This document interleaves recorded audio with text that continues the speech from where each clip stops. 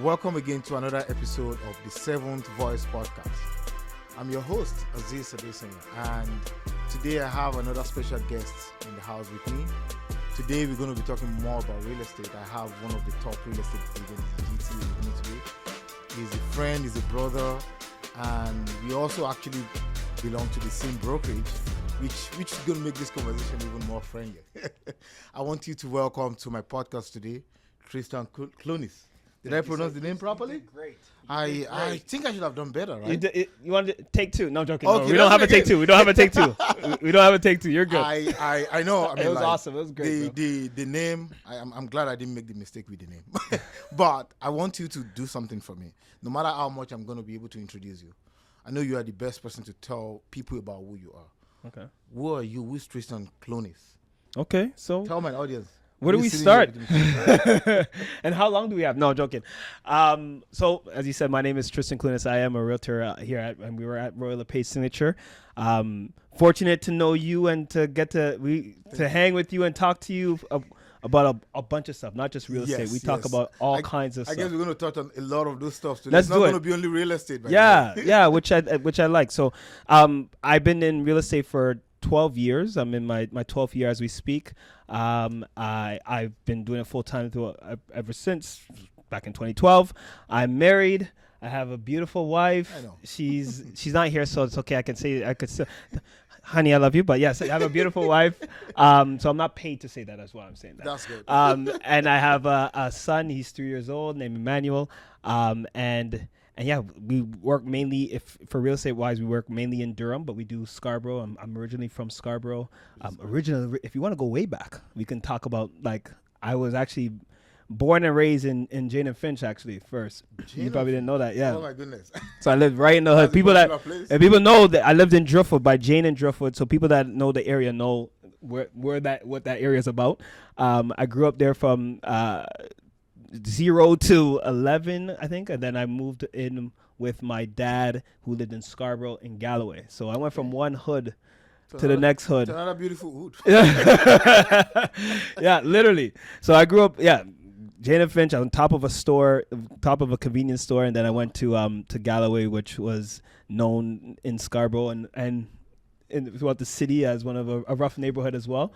But I had my dad, luckily, because he was heavily involved in my life, which I think is extremely important. So he kept me away from doing a lot of stuff. I couldn't be hanging out on the street or anything like that. So I wasn't selling. I wasn't doing anything like that. Like, he kept me straight and focused on books and basketball. Wow. So yeah, that's how it started, and then went from that to I went to Ryerson University, did business commerce there. Before that, I was at Cedar Brae in Scarborough. For my people in Scarborough, whoop whoop whoop, Cedar Brae. I did French immersion there. French immersion? Yeah. You speak French? Oui, je parle français. Oh my God! Don't ask that. Oh, I thought you know. Come on. I thought you were gonna go with me. You're not going with me. Let's do Russian. Actually, I speak Russian. Oh yeah, you told me that. You I speak speak Russian, guys. Yeah, He I speaks can Russian. Read Like- and write Russian. And everyone, like, you speak French. I mean, I'm surprised. And because even we never that is talk that, about and it. even that is not. My French was way better before. Now it's rusty. It's not. I mean, I feel like my Russian could be rusty too. Who has Russian? But the How fact many that I black speak people Russian, can say that I love speak it. Russian? Do you know how many places I've been to that they speak Russian, and as a black person, you're a black person. If you speak French, people might think, oh, maybe it's from French-speaking country. Right. You're from Canada, they Congolese can or think you Ivory speak Coast or French. something like that. But I've lived in a few countries, especially United Arab Emirates, and I've been there that no one knows. There's a lot of Russian tourists, Russian people living there. They never thought I speak Russian. No. I've been in a train one day. That's a very funny story. That a guy was speaking. He's from Russia. I think he came to Dubai for vacation, and he was with two friends and two girls. So I think one of the girls is his girlfriend, and so he started talking to me. That was like 2013. I had a white BlackBerry then. Okay. And, I was just standing in the train, and he came right close to me and started speaking Russian. So whenever I heard anyone speak Russian, I look, okay, this Russian speaker. I'm like, I just continue my own journey. And he started saying a lot of bad words about me. And then I started looking at him. What he was saying was, oh, what's the black guy doing with a white BlackBerry? And his friend was telling him, like, может быть, он понимает по-русски. Maybe he speak Russian. The guy was like, "Откуда? From where? Why would he speak Russian?" So when I heard that, I'm like, this is gonna sound interesting. So I continued to look at him like this, Dead in his eyes. Yeah. and I didn't say a single word in Russian. And his friend was like, "I told you, maybe you speak." He was like, "No." So he started looking at me as well. Do you know how he knew I speak Russian? He was going to Dubai Mall, and he started asking people. You just touch them. Tis nice Dubai Mall. Где Dubai Mall? It means, do you know where I'm going to stop? Where is Dubai Mall? And those people were like, I don't understand, or they just don't understand it. Right. So when he asked like 4 people, so I turned to him and I told him, "Yes, now you Dubai Mall." He was like, "What?" All the friend with him that was standing with him, they walked away because they're like, maybe I'm going to attack him. Yeah. And he said, he was like, "It's Vinit, brother. It's Vinit. It means I'm sorry, brother." So I told him in Russian, "I'm not your brother." He called me a lot of nasty names, brother. A lot of nasty names. So I told him before. Yeah. Yeah. So I told him, I heard everything you said. The reason why I didn't answer you because I'm not what you call me. But if you think what you call me is who I am, all this thing was in Russian. That whole time Russian was like top level. I said, everything you've called me, if you think that's who I am, then this is who you are. So I said some bad words to him. Yeah.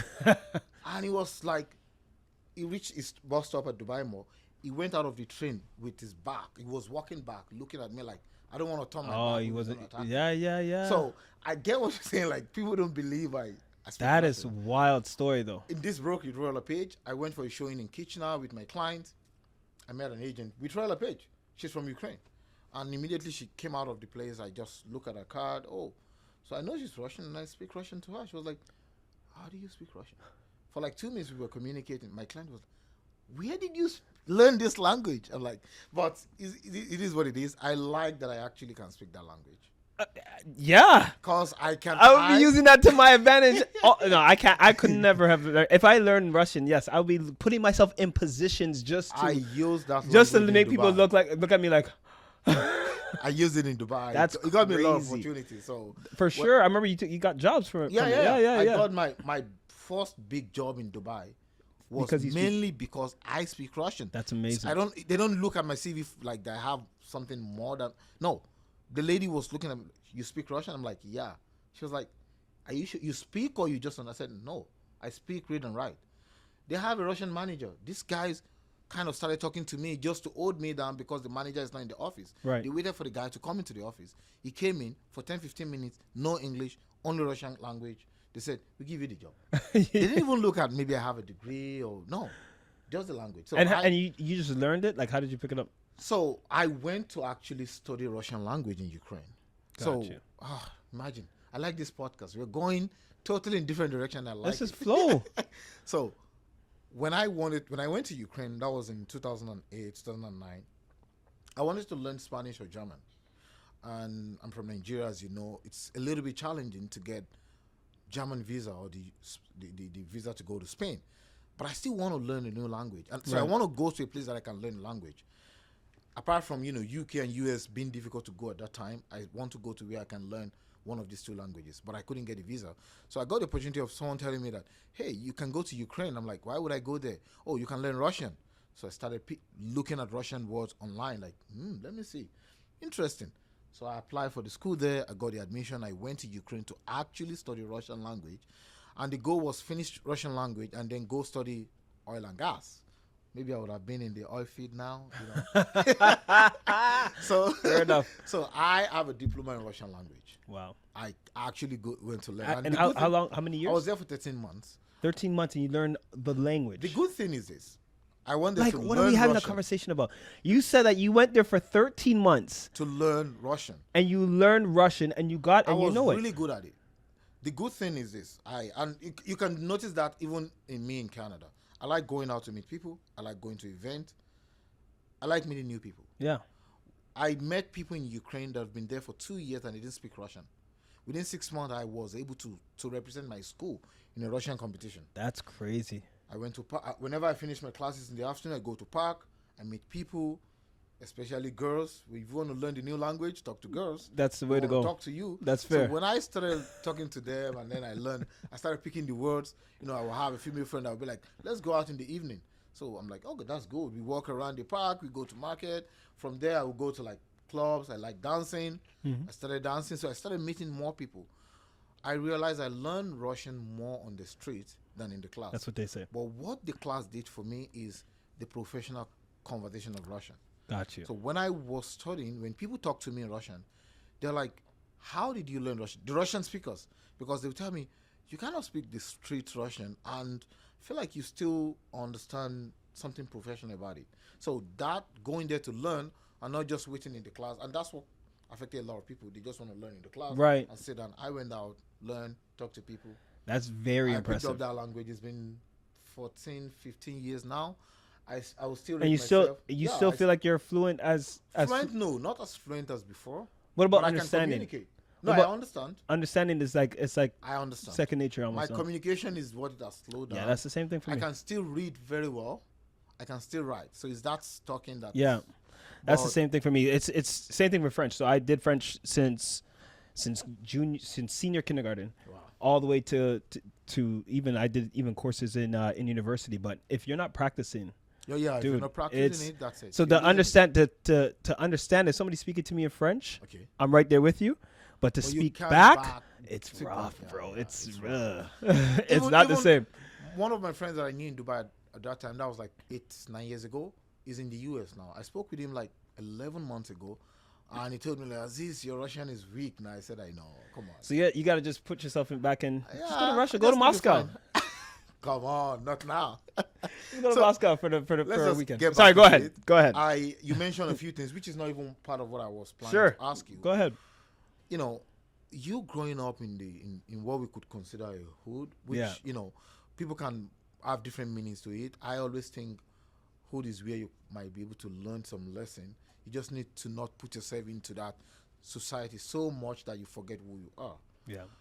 You grew up in that. A lot of people that grew up in that kind of environment, they turn out to be like, oh, the environment make me like this.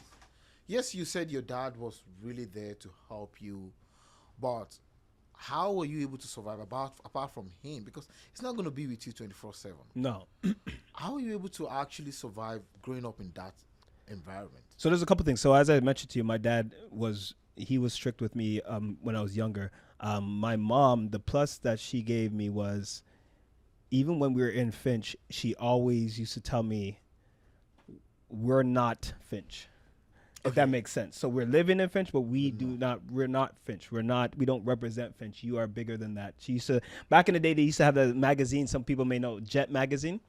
Way back. There was a black magazine called Jet magazine. So she used to subscribe to it, where it used to come to the house every month. And you read And it's almost like a Essence magazine or a Source magazine, those type of magazine companies. Anyways, I'd read it, and she's like, you could be on the cover of Jet magazine. You could do this. You could. So she would always put in me a thought of, you are bigger than your area. You are bigger than your neighborhood. You're going to be doing bigger things.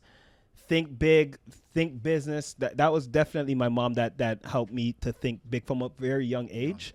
Man, I am so, and a lot of people will say that it may be a crutch. I am so grateful for growing up in those areas.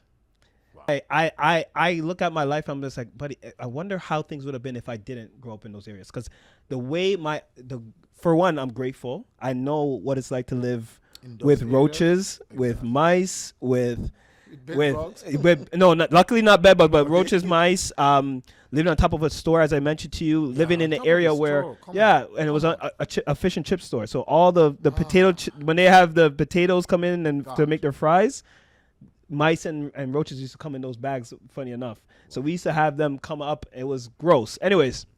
But I didn't know better. So just life. We just lived like that. Like that's just how it was. But and then also to know like the streets, like street smarts. You know where to go, where not to go. You know who to be around, who not to be around. I think I moved with my dad at the right time because I was about grade 5, and that's when some the guys in the area were starting to look more like mentors to me. And they would get me to go, just go bring this over here. Just don't look in the bag, and I'll go on my bike and just right over because I knew everybody in the area. Go to that person's house and just drop something off and get a little $5 or $3. I have no idea. That's it. Don't check in the bag. They tell me don't check around the bag or we'll beat you up kind of thing, right? So I never looked in the bag, but I would just drop it off, and I don't know what I'm dropping off, but I'll get a little change from them. I'll get like, it'll be nothing. $1 just so I could buy candy. Yeah. Had no idea, but I think my mom got wind of that kind of stuff that was happening. So she's like, no, we got to get out of here. So she moved to Brampton, and I could have moved with her, but there's no French immersion school that was close by there. So my dad is like, hey, can I take him? And right opportunity. But anyways, to answer your question, I am so thankful for growing up in those areas because it taught me, as I said, to be grateful, taught me to have a sense of, like, I guess for me, I walk around and I know I could do anything. I know if I can get through this situation that I can get through anything. Anywhere, yeah. Like we literally grew up where the man them on the block were doing all kinds of stuff, right? Like, and I had to get around all of that. And I knew that I just knew that wasn't my life. I liked making money. So that was appealing to me in terms of like the drug dealer because they're making money. Yeah, but like you don't want to make it in that way. No. Yeah. So I always had that, and part of me, like I grew up in the church as well, so that had a sense of impact in terms of my relationship with God, and just knowing that, like, yeah, there was a conscience in there, like you know better. So if anytime I do something wrong, I always knew that whether my dad was around, he's watching.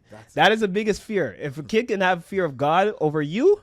Like, I'm trying to put that in my son right now, where it's like, and he's 3, he just wants to play. But I know for me, that's what I'm going to instill in him is fear that God is not going to let you get away with anything. And he never let me get away with anything. If anything I did, my parents always found out, and it always came to light. So all of what's in darkness comes to light. That was my life. Oh my God. So I just learned quickly to not do certain things, not to hang out around certain people, because I just know it wasn't going to work out in my favor. Wow. I mean, that's really good. Like, the God impact on you as well, apart from your parents, and for your mom to actually see that early, like, hey, he's already doing this stuff for these guys. Yeah. He's going to end up being part of them. Yeah, and it was clear that it was going to happen. Like, it is going to happen. It was bound. It was bound to happen. Yeah, 100%. Right? And that's the biggest challenge that people don't realize when it comes to those areas. Like, the biggest challenge that they have is that's all they see. So I was the only one growing up with, even when I was in Finch, I didn't live with my dad, but I was the only one that had a dad that was present. So when we go to your school events. Yeah, events and stuff like that, there's just moms in the crowd. Wow. There's no dads. None of my friends had their dads come by. No, there's no dads. It was just my dad, even though he was just there and he lived in Scarborough, he'll come to those events. He was looked at as like, he's such a good father, which he was, but like, just for being present, they don't have any presence. There's no male presence. Exactly. So my child, know that is everything. It is literally the foundation, I think, in those areas, is because there's no fathers, there's no men that are present that can be of mentorship, that can show them leadership, that can show them anything else outside of what they see. So they only are seeing. My mentors or my dad would have been a 17-year-old kid that's just getting money on the block. Wow. Who doesn't have a dad himself? God. So it's just a vicious cycle that continues down the line, and it doesn't stop because the fathers are not present in the house or in the area. So that's, I can go on about this. I know. I'm passionate about that part of it, man. It's good that you're talking about how you probably didn't even think we're going to go all the way over there. No, to be honest, I kind of enjoy our conversation, to be honest. I think the next question I'm going to ask go ahead. will tie into that. You grew up in that environment. You didn't let that define you. And you went ahead to go to your Ryerson University. Most of us that are in real estate today, either you're an agent or investor, which I'm both. I'm an investor, I'm an agent as well. We don't really grow up to say, I want to be in real estate. If you ask me, part of my story, I told you I want to study oil and gas. I've been a science lab tech. Nice. And then before I got into real estate, I work in IT. Now, I feel like real estate now is where I love the most. It doesn't mean I won't have more other businesses, but everything will still tie back to real estate. So most of us don't have that waking up and say, I want to be a real estate agent or anything. How does your own real estate journey start? Where did you even hear the first? Because I think this is one of the most famous line you must have heard.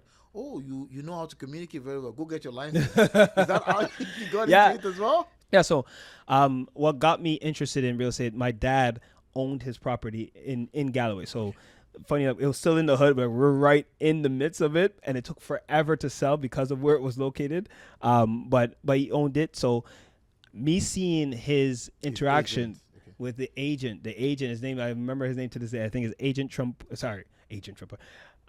Noel Trumpur was his name, and this is way back, by the way.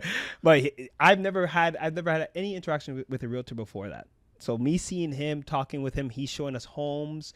We're looking at houses in Scarborough, in Durham, and going through that whole process. Really, like, I'm like, buddy, you do this for a living? You just drive us around and you get to meet people and have conversations. And I was always social. So to be able to talk to people and help them find a home, and he helped us. And I was very much a part of that process for my parents, because they were thinking at first at one point, okay, we'll just go to Durham. But I'm like, you guys going to drive us to school? Because we were still going to school in Scarborough.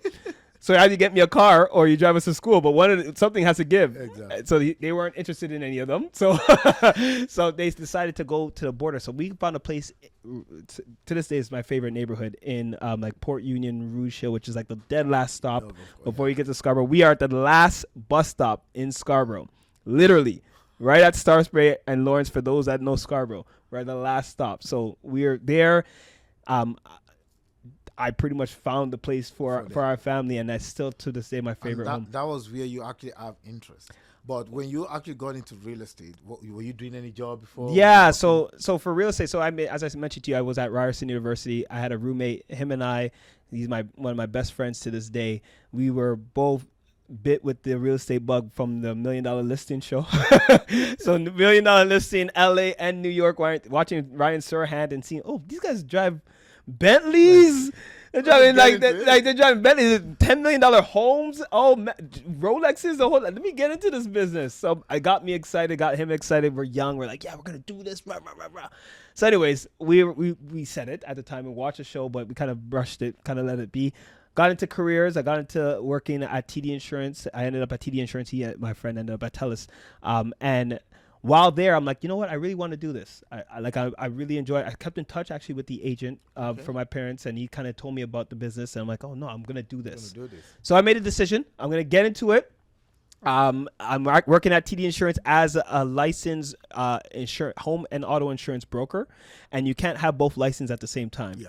So I had to decide if I'm going to keep this job, which is a nice, cozy job with TD, or if I'm going to get into real estate.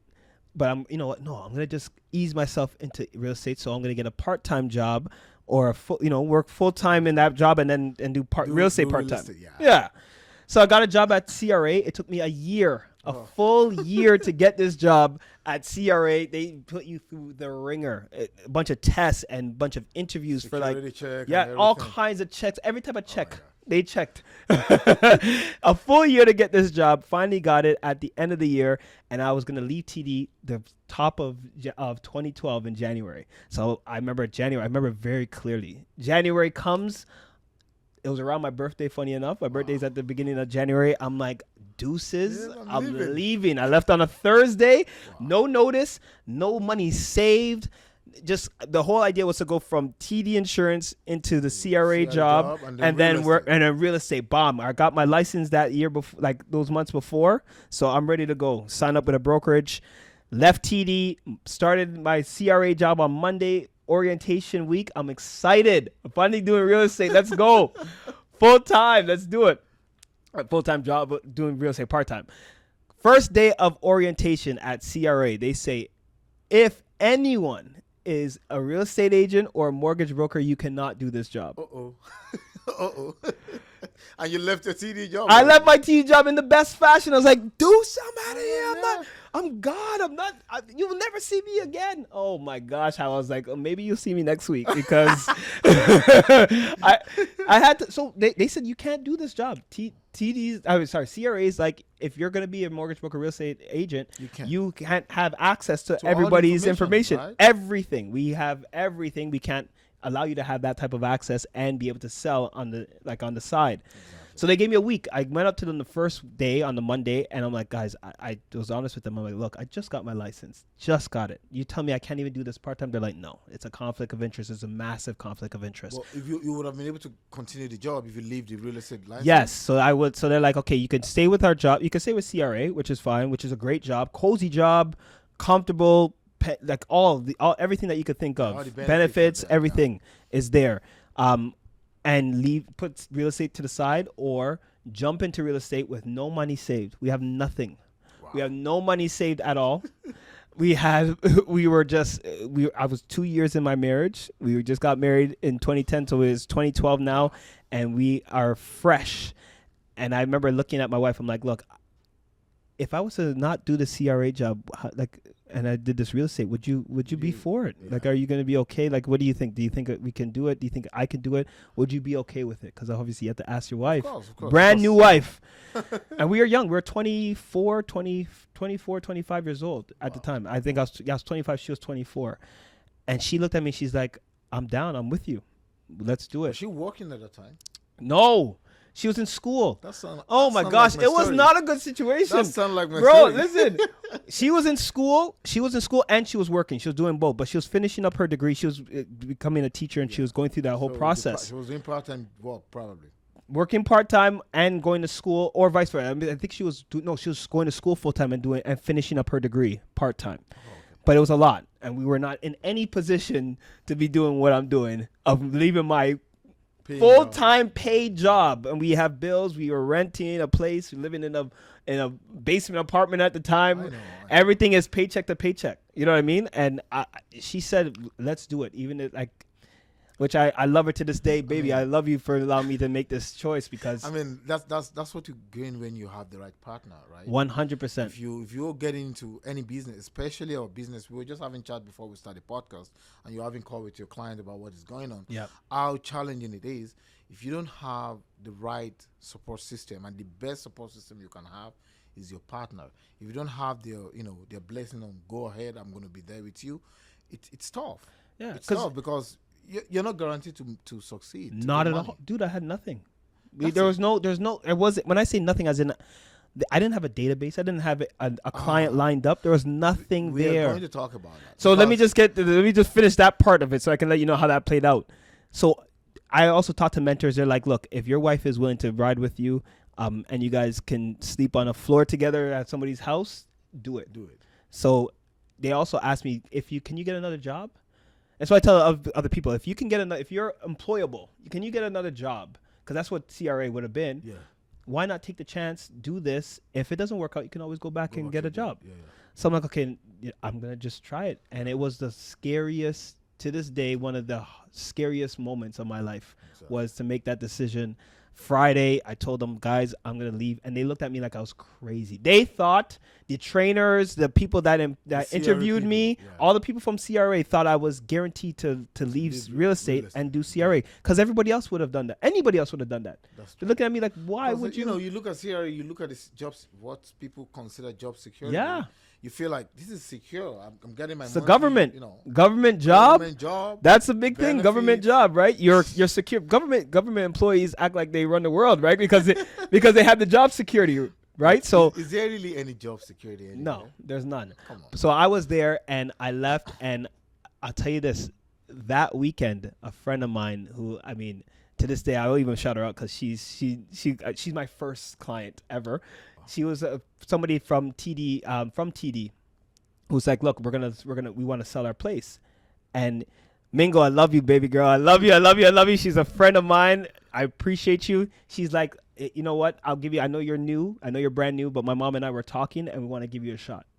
Wow. And they gave me my first, literally I say that this is all God, because it can't be anything else. All I was doing was praying that week to say, God, if this is for you, if this is for me, give me the let right it be. direction. Yeah, let it be. Just show me what I need to do, Lord. Just I trust you completely.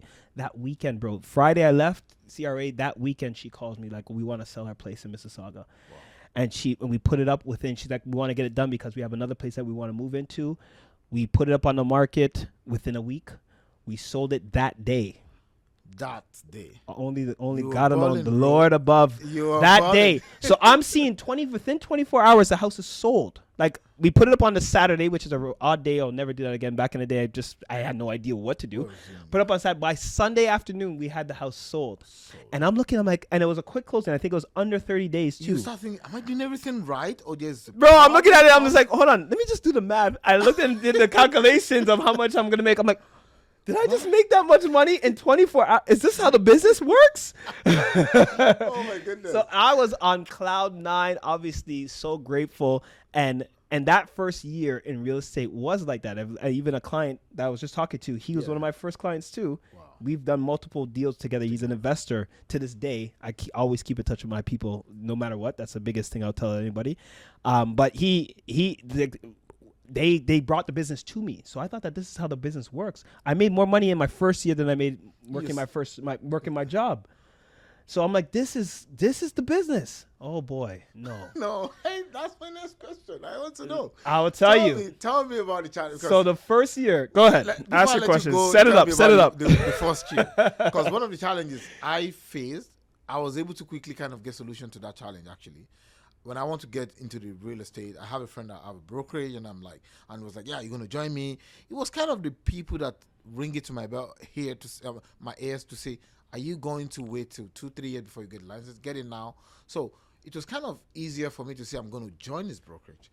But before I even joined this brokerage, I talked to like 7 brokerages. And at one point I was like, how do I even know a good brokerage? How do I know that this is the right brokerage? So at that point I was confused to where to choose. Yeah. Which for anyone listening now, choosing a brokerage might look like a simple thing, but it could actually be what will make your business be better, or you start in the wrong foot. 100%. You understand? I ended up choosing my friend because it was the easiest decision because I was confused. Right. But it was when I was there 4.5 months that I was able to get the clarity about this is what I would want in a brokerage.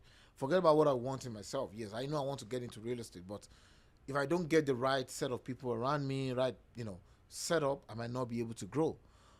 Do you face that challenge of choosing brokerage, or you just choose the nearest brokerage as well? Yeah, so when I first started, I looked it up on, I think it was on Kijiji or one of those Craigslist or something like that, and they had an ad because I was looking for a brokerage that's going to give me some type of training, right? Okay. Were you looking at training or the split? Because that's the mistake. Mostly the training, both for sure, both for sure. Yes, I was looking at the split and split meaning like how much money does the brokerage get, how much money I get. I was looking at that, and I was looking at training. The brokerage I went to, the manager was solid. I keep in touch with him to this day. He was awesome. Like he helped me out a lot. Okay. The actual brokerage though was kind of just like it was new. It was a newer brokerage. They were just starting off. It was a Century 21, but they're just starting off. Okay. I went from there. I was only there for a year. And then I was kind of like headhunted to go to a Remax brokerage, which was an awesome one. It was good. But my friend, the same one that I mentioned to you that we were both, my best friend, Ben, yes, he came here and he ended up here at Royal LePage Signature. He's no longer here, funny enough, but he was here. And he's like, bro, like you don't seem like you're that happy. And, I'm hearing about all the things that they're doing at his brokerage, all the support he gets, all the training and all the dinners and all these different things and luncheons and all that support. I'm like, oh, I don't get any of that, or I don't feel like I'm getting that where I was specifically. So anyways, I came out here, and this was far. I was living in Durham, and this south is at Shopton Mills. I still live in Durham right now. But I just fell in love, man. Exactly. Brokerage is key. The support that we get here, the way the leadership here, the way they think, they're just always steps ahead of everybody else. And they listen to the agent like, okay, they listen for sure. What do they want now? 100%. And they're always asking, right? Exactly. They're asking the questions to us.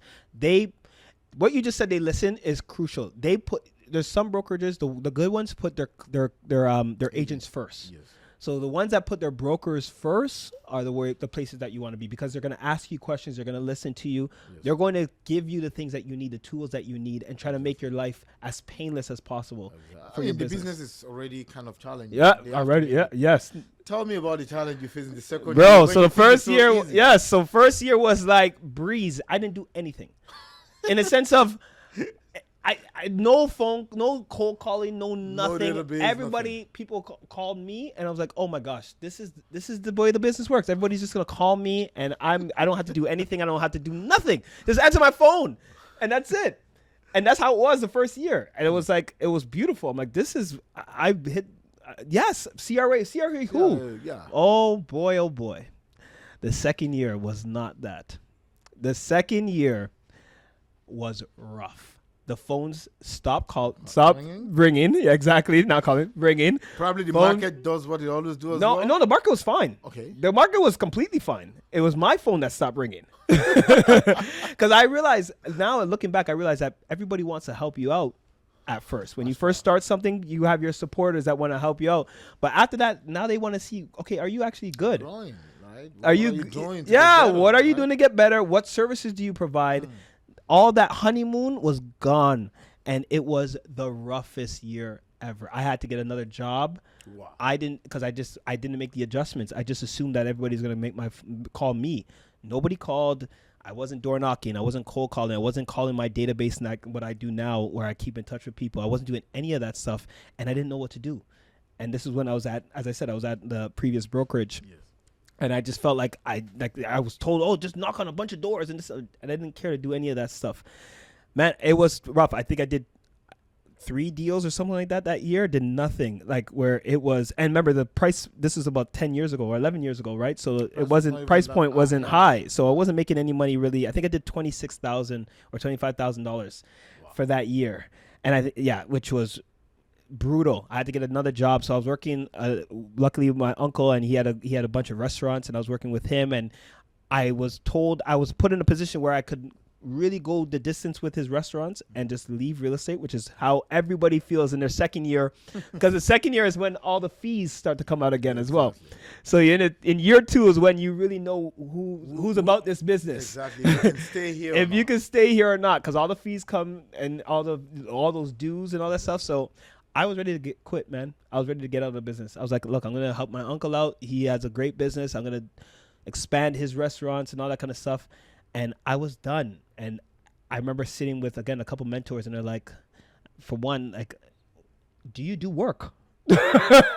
What are you doing? You're giving up on this business and you don't do anything. Exactly. How do you expect to make money and you're not keeping in touch with anybody? You're not doing any events. You're not networking. You're not door knocking. You're not cold calling. You're not doing anything. No, nothing. Zero pop buys. Right. So I said, you know what? I'm going to give myself a year. Third year, I'll give it 1 full year of actually doing work. I left the previous brokerage. I came here my 3rd year, and I was like, no, I think I came here the year after. It was around that time. But I'm like, I'm going to do work. I'm going to door knock. I'm going to do all the things I'm supposed to do.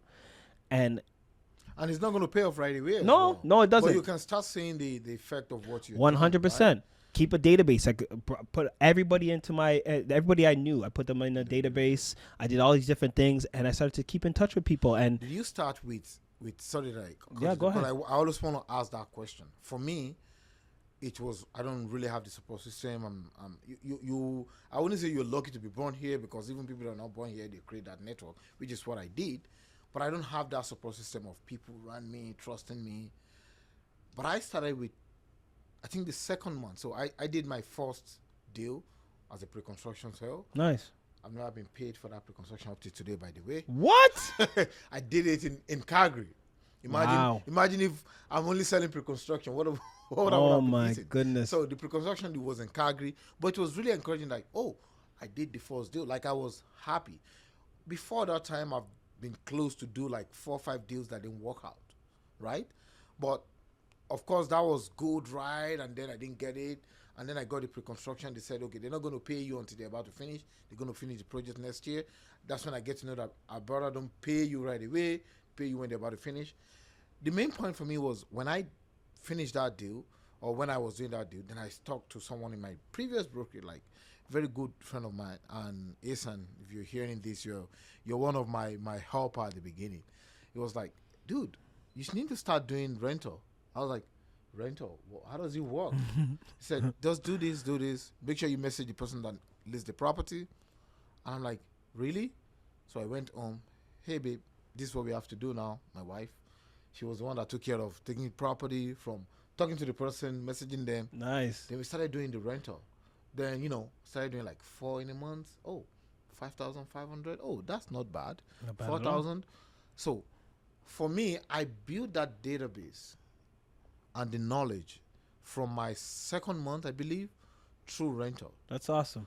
And I have helped a lot of those renters to buy property today. Some of them have referred me to people. Nice. So I use I built that database apart from people I know, a few friends, which I was also lucky. One of my friends used me as well to buy real estate after like a couple of months.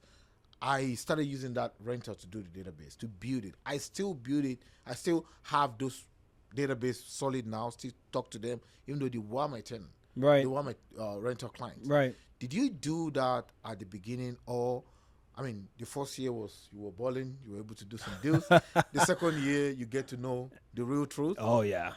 The third year was when you start working. Yeah. Was part of your work using rental as 100%. to be a database? 100%. Anything I was just open to whatever is out there. Rentals, I'll pick up whatever was out there. So I did rentals. I obviously did resale as well. I didn't do new construction yet. But yeah, so my background before that, while I was at Ryerson, I did and while I was at TD Insurance, I did parties. Oh, okay. So I was a party promoter. So you kind of events and yes, I did a bunch of events. I did parties, and I build, like, this is right around the time when Facebook started to really bust, like really be big when I started doing my parties, right? So you almost had a database from Facebook in a way, just from all the people that used to come to the events. And I was very social and all that kind of stuff. So it really was me just putting together the those people that I knew. say, Yeah, hey, I do this. that was the main thing.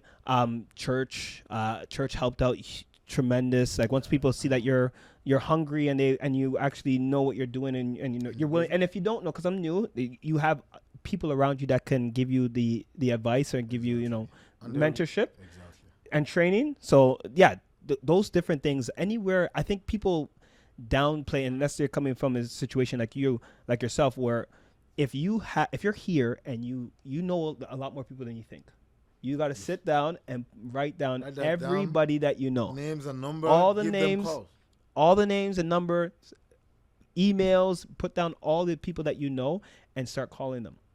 And it's hard to do that. I remember that it was very difficult for me to call like family members and close friends. No, those are the hardest ones. The easy ones are the ones that I didn't know. You don't really know. Yeah. Okay, I'm fine when they say no, but the people that I know. Yes, you don't want to bother them. You're going to have to see them. And I don't want to feel like I'm pushing them as well. 100%. So I felt, now I don't care. I don't do that. I will call my dad. I'll tell my pop, dad, mom, hey, no, this is about business.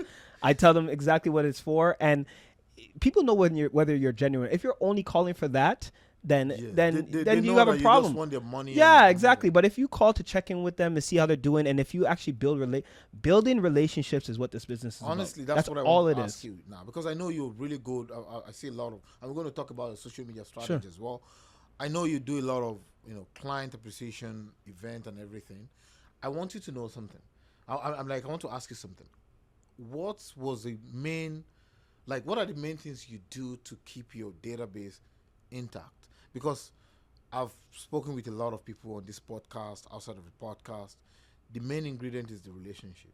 Everything. However, you don't want to be too kind of talking to them as well. How often do you communicate with your client? So my database, I would say that there's a portion of my database that I talk to a lot. Okay. Like my past clients in my sphere, I broke it down to leads, past clients, sphere, nurture. So those are kind of people that are kind of like, they know me, that I know them, but we don't have a really relationship. I need to build that relationship. Yeah. But my past clients in my sphere, that's the bulk of it. I talk to them a lot. And it's not, because they know you, they've done something with you, and you just want to keep and it doesn't have to always be real estate. Yes, part of what you were just talking about is, I'm not always calling to say, hey, are you looking to sell your home? Like, I'm calling to say, I'm doing an event. You should come by. I'm doing this. Come to this. Or I've done a video for you where I looked up properties that have sold in your area. Did you see that this 1, 2, 3 just sold? Can you believe it? And we laugh about it. We talk about it. I do pies, drop-bys. I do fun stuff, parties, all kinds of different things, charity events. it's not just real estate. So if it's just real estate and you're talking to them all the time, then yeah, they'll get tired. But if it's about other things, about them, people want to talk about them. Birthdays, I'll call them and sing them happy birthday. Exactly. You do different things that's outside of just real estate. So let's talk about social media. Yeah. There's nothing you can do now, any business you can do now without social media. You're just playing. And I personally have been, I follow you on Instagram. I see what you do. When did you understand that social media could be a very important part of your business? You've been in the business for over a decade. I'm sure you're not, you did party before you got into real estate, but you're not really like a social media person at the beginning. When did you figure out like, okay, this must be a big part of my business? Yeah, like I don't. So if I was in real estate, I wouldn't be on social media like that. I think I wouldn't be too. People look at me like I have 3 heads when I say that, but it's true. I really wouldn't be on it like that. I would prefer to not be front street like that, as much as people think I like to be like that. I don't. I prefer to just be. So why I know it's extremely important. When I first started doing real estate on social media, it was more of like just real estate, and I'm gonna just be this and and I only gave that kind of information, and I got some really good advice to be yourself. Just be you. Be yourself. Show everything. Show your life. Show your child. Show your hobbies, your love, like the things that you mess up on. Like show everything. And when I started to do that, where I'm like, I like to laugh, I like to joke around. I started joking around on social media. I just give me. So I don't have to pretend. I don't have to put on the camera and just pretend to be somebody. Literally, what you're talking to right now is me at home. It's me on social media. It's me everywhere I go. That was a big change. When I started to do that, that's when the followers start to come. That's when the engagement came. That's when the business, even from social media, in terms of people wanting to do stuff with you, because people are either going to like you or they're not going to like you. Oh, of course. So why not show them? The business is for sure. If people do business with you when they like you. Yeah. Sometimes it's not even as good as you are in that business, but they feel comfortable. Yeah. I'm going to go a little bit. I know I asked you this before we started. No, go ahead. About a little bit of personal stuff, which I'm going to ask. And I know we are kind of running out of time, but I'm okay to continue to have this conversation with your brother. We talk about family a little bit. And for me, as a business owner and someone that has a family, I know how tough it is to manage these 2 important part of your life. I know you mentioned a few things that you and your wife kind of went through. I would like for you to touch a little bit on it, and still owning your business and going through that phase of your life, which I would be glad if you can talk about. As I said, how were you able to still stay focused on these 2 parts? Ooh, that's a good question. So we spoke about it. I mentioned to you, like I was talking to you and your lovely wife, who's lovely, by the way. I'm glad to meet her. She's at the back of the camera. She's awesome, and your son Malik. So I was telling you guys that my wife and I, we've been married 14 years, which is 14 years this year in December, which she can test me on. Yes, it's 14 years. I remember. But we just have a 3-year-old. And you and I were talking, and you're asking, is that it? Do you have any more? I'm like, no, just a 3-year-old. And you're like, oh, you guys wanted to just wait a little bit. I'm like, no, not on purpose. Unfortunately, so it wasn't easy for us to have a child. It took 8 years for us to have a kid, and it's only when we decided that we're okay with not having any kids. We're let it go. We're gonna be the best uncles and aunts ever. We're gonna be the best godparents ever. Literally, that and COVID is when we decided. When God just said, you know what, and blessed us with a miracle child, because it was one of those situations where we were trying, and we were hung up on the fact that we couldn't have kids, and it was tough because all your friends around you are having children. Yeah, you've been married for how long now, and you haven't had any kids, and the people are having kids right when they get married. They're having it right away. Some people are getting married because they had kids. Let's be real, right? But that wasn't our story, and it was tough, and we lived that way for years without telling a soul. So for out of the 8 years, I would say almost maybe 5 or 6 of them, we didn't tell anybody that we were trying to have kids, and with no success.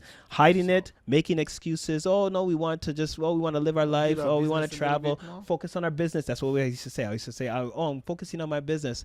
Meanwhile, it was stressing us. So balancing that with with trying to run a business was brutal. It was really really tough. But like our son, he was a blessing. Like he came in again. Maybe it was just because of COVID and we had time together and we couldn't do anything else, or having any stress. We were just stress free at the time. There's so much more to it that we can get into another time. But like even what my wife went through, which caused all kinds of havoc for her, unfortunately, and for our relationship, why we were just super stressed. So once all that cleared up, that's when the child funny enough, just happened to come.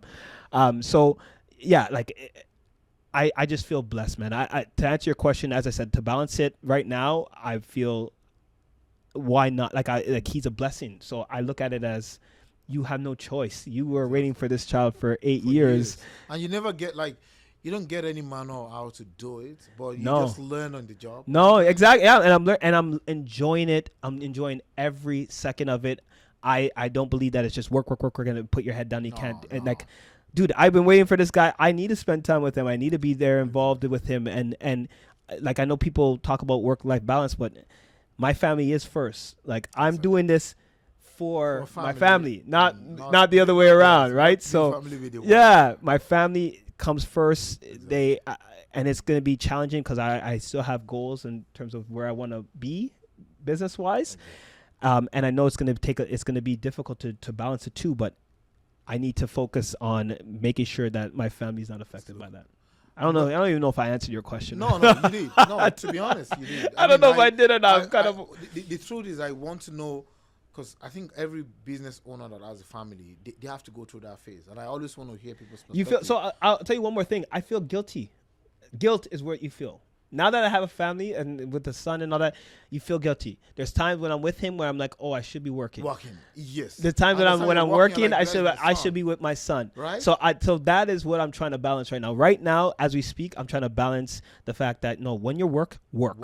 When you're with your family, check out. Try to forgive yourself, not to say I'm thinking about. Do not touch work. Just focus. Be present with your wife, with your son. Be present with them. That is the biggest. That is what my goal is now. Is when I'm doing whatever I'm doing. Like right now, we're doing a podcast. Turn my phone off. Exactly. Right now, this is all that matters. All that matters. Yeah. Just you and being with you guys right now and talking right now. This is the focus right now. You know what I mean? So just prioritizing wherever I'm at. When you're done, you know that, okay, if they call, if I need to talk to them. Oh, everything shuts down. Yeah. Yeah. If they call, that's it. That's it. So I'm going to ask one question. Yes, go ahead. Your answer will be like in two ways, which is going to answer two questions that I would have asked. If you have to look back now and what you've gone through as a human being, as a real estate agent, as a business owner, more about your business now. Yes. Because I want your reply to be able to be like a footprint or a blueprint for new agents. Okay, yeah, let's do it. What do you think you would have done different or done better, or who would Tristan be with what you know now in real estate, if you have to look back and say, I want to start my real estate journey today, but you know what you know now? What do you think you would have done differently? At least this answer will be able to help new agents now, like, hey, this is what you should do. Yeah, I'll tell you exactly what it would be. So if I was starting off from scratch right now, there's two ways I would go about it. I would either join a team. Okay. I would look for a team. I would look for a team and a team leader that I want to be like. And I see that they're successful, that they have the systems in place. Where you want to go. Yeah, going where they're there right now, and I would want to learn everything I can from them. Everything, all their, because systems. I'm realizing in this business, systems are everything. Crucial. Relationships, of course, are everything, but systems. If you have the right systems in place, you can go far. So I would join a team, or I would join a coaching program.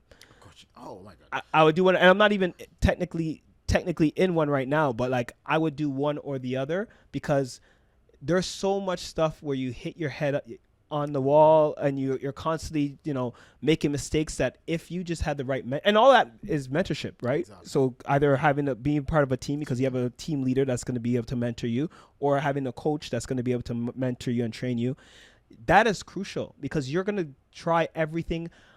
The way we are marketed, agents, people love real estate agents because we want the shiniest, whatever the shiniest penny is, we're going to jump on it money wise. Yes. So to avoid all of that foolishness, I would go to a team, go to a coaching program that to say, hey, just focus on these few things: database, making phone calls, follow up, lead generation. That is your business. If you do these things, you will do well.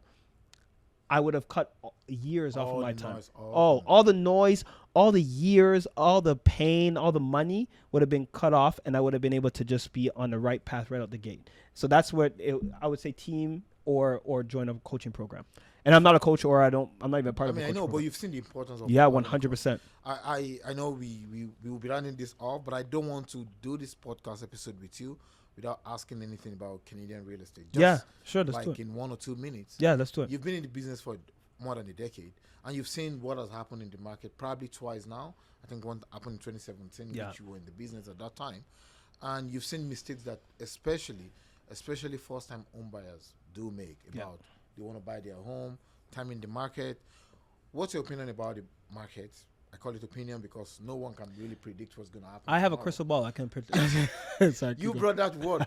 All real estate didn't want to bring that. We had that word. crystal ball word. Yeah, you're right. So, what's your opinion about the real estate market in Canada, and what would be your advice for anyone looking to either secure their first home now, or they actually want to get growing in business? With what is happening in the market, with what you've seen, what will your advice be or opinion? So that it literally goes up like this. So when I first started, it was like this, and it was like that for years, like from 2012 to 2017. 16, 17. Yeah, it's really 17 is when because it was just like this. It was just constantly up. I remember a mortgage broker telling me like, hey, the market, the prices can drop at times because we were going through a deal. It's like, the prices at times can drop in markets. I'm like, you don't know. I'm like, no, it can't. What are you talking about? I was convinced that real estate only goes up. 2017 happens, and then we obviously have another 2020 situation. Then we have a very recent one, 2022 as well. Yeah. So literally, there's been multiple times where I've seen the market go up and down, but I found that the ones that do well are the ones that just keep real estate. Buy and hold. You may get lucky. I have some clients that got lucky. Even for myself, I got lucky selling property when the market was at its highest. Wow. You may get lucky with doing it both, selling at the highest and then buying at the lowest. I like the way you use lucky because it's just luck. That's all it is. It's just a luck of a draw. Nobody can predict these things. You could somewhat see it coming. I feel like us as realtors, we see stuff. Feel it. Yeah, we can feel it based on maybe there's a little bit less showings on a property or something. We see certain things, less shoes in an open house. We see when the market's about to change. So, but when it happens fairly really quickly. I would say that don't just stay the course. Do not panic. Stay the course. If you are a first-time buyer looking in this market, buy now. Buy now. Buy now. Buy now. And buy what you can afford. Buy what you can afford, even if you have to buy what you can afford and rent where you want to live. That's another line. That's another thing. Yeah. So if it's a situation where you just need to get in the market because you can't afford to live in Scarborough or Toronto, your money can only afford you to have a place in Peterborough, buy the place in Peterborough and just rent where you live. Rent out the Peterborough property. You own it. You're in the market. You're currently living somewhere where you want to be. You're renting it, sure, but you are building equity in the meantime. That will make you be able to kind of afford 100%. You can always sell that property or you can keep it. Maybe you're saving in the meantime while you're renting. But get in the market now because the prices are like sellers. It's a buyer's market. Sellers are willing to negotiate right now in this market. I've never seen this before. I know. I've never seen this other than 2017 for a split second. I've never seen a situation where buyers had so much control because of how much inventory for this. They can. I've done it. Like some of the deals I did this year, we negotiate for like 2-3 days. Yeah. I'm like, really? This is our property. But we know it's not going to be the case forever. Of course, it's right? Not so forever. Market's going to change, and we're going to see another swing. So while it goes up and down, I would say stay the course and own real estate, buy and hold is the best strategy. Bro.